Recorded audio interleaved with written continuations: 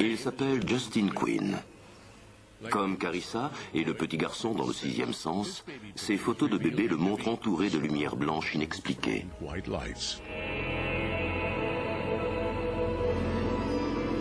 Mais tandis que Justin grandissait, ces images fantomatiques ont pris une forme plus humaine.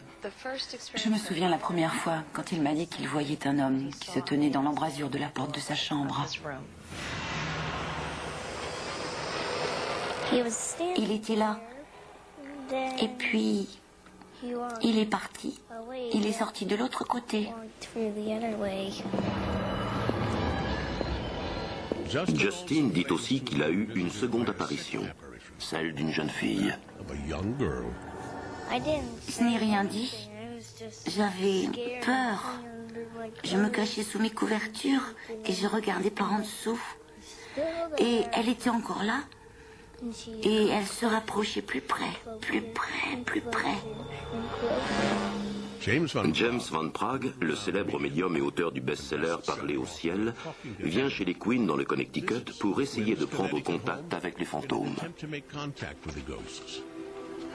Bonjour, comment allez-vous? Bien et vous? Enchanté. Devant les caméras, Van Praagh rencontre Justin pour la première fois.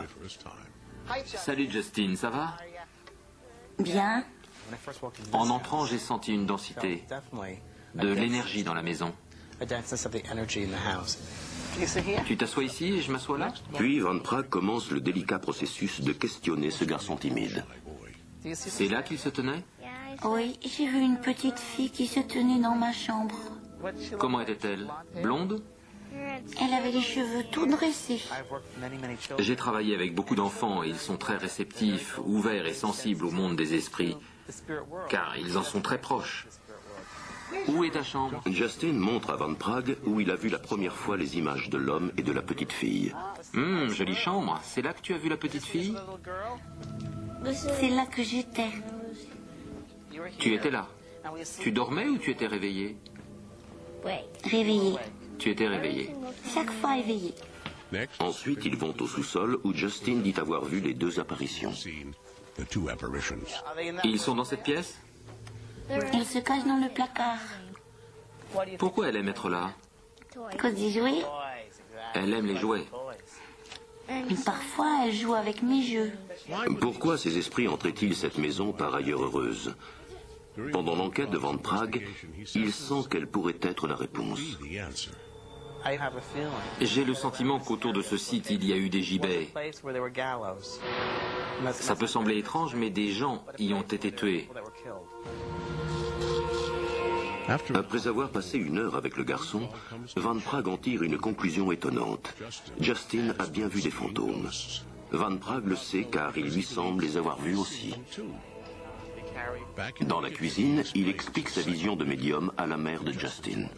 Ce que j'ai capté, ce sont deux jeunes filles, et une autre aussi avec de longs cheveux blonds, comme les vôtres, mais plus clairs. J'ai vu aussi un homme qui tenait leurs mains. Il m'est apparu comme une figure de père, avec un visage très long et très fatigué. Non, ses joues sont bien plus minces.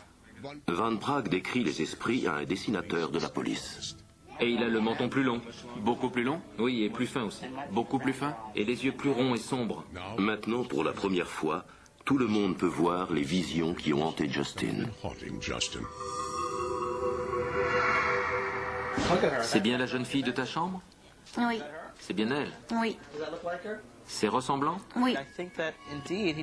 Je pense qu'effectivement, il voit des fantômes dans la maison.